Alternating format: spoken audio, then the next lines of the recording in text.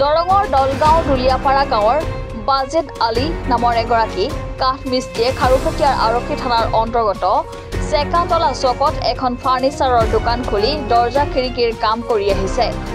অভিযোগ মতে প্ৰায় 2 বছৰ পূৰ্বে একে গাঁৱৰে ৰেজাক আলী নামৰ এজন যুৱকে ঘৰত দৰ্জা খিৰিকী লগাই 5,000 টকা বাকী ৰাখে। 2 বছৰ ধৰি টকা দিম বুলি কয় যদিও টকা আদায় নিদিয়াৰ অভিযোগ উঠিছে।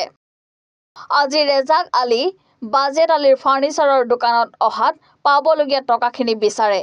তাৰ পিছতেই দুয়োজনৰ মাজত সৃষ্টি হয় তৰ্কাতৰ্কিৰ। অৱশেষত ৰেজাক আলীয়ে পেপচিৰ কাঁচৰ বটলেৰে কাঠমিস্ত্ৰী বাজেট আলীৰ মূৰত আঘাত কৰে।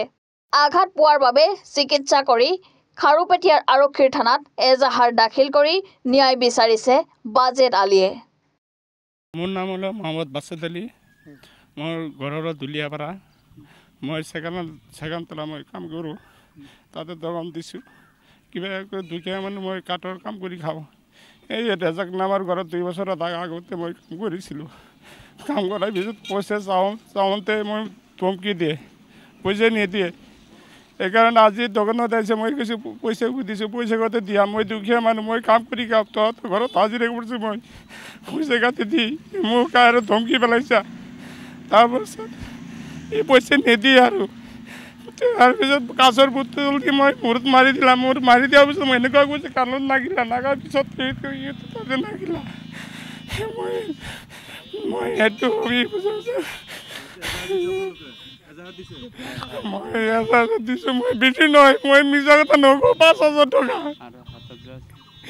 আৰু মোৰ দোকানত আছিল 20,000 টকা। 2 বছৰ আগত কাঠৰ মিস্ত্ৰী, মই কাঠৰ কাম কৰোঁ।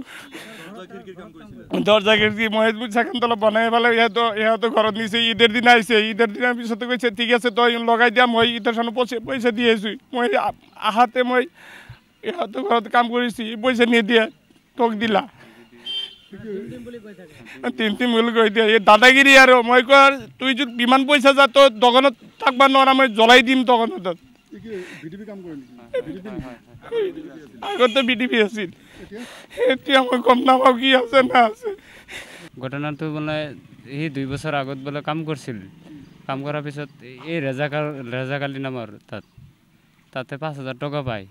সি আমাৰ ভাইটিয়ে কৈছে, কয় পইচাখিনি দি মই দুখীয়া মানুহ কাম কৰি খাওঁ, তই যদি পইচা পাতি নেদে আমি কেনেকৈ চলিম। সিহঁতে কয় পইচা নেদিওঁ কৰি আজি দোকানৰ সন্মুখত আহিছে। আহি আমাৰ দাদাই সুধিছে যে পইচাকেইটা দি থৈ যা। কয় দিব নোৱাৰিম, যি কৰিব লগা কৰ, তই লাগিলে যদি বেছি জোৰ জবস্তি কৰা তেতিয়াহ'লে তোৰ দোকানটো জ্বলাই দিম। এনেকৈ ধমকি চমকি মাৰি তাৰপিছত পেপচি বটল এটা দি মাথাত মাৰি দিলা। তৰ্কাতৰ্কি হওঁতে সি কি কৰিলা, দোকানৰ পৰা পেপচি বটল আনি তাৰ মূৰত মাৰি দিলা। সি ৰেজাকে বিডিপি ছেক্ৰেটাৰী হয় বোলে খাৰুপেটীয়া থানাৰ, দলগাঁও থানাৰ। এতিয়া আছে না আছে গম নাপাওঁ। হয়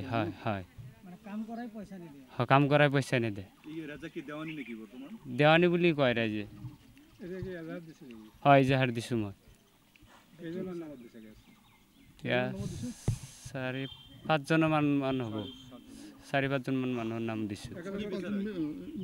মিলি আহিছে মানে মাৰিছে এটা, আৰু সিহঁতক কেইটা আহিছে খেদি আহিছে, সি অকলে আছিল তাতে। খাৰুপেটীয়াৰ পৰা শৈবৰ মণ্ডলৰ ৰিপৰ্ট, এনি ভাৰত 24।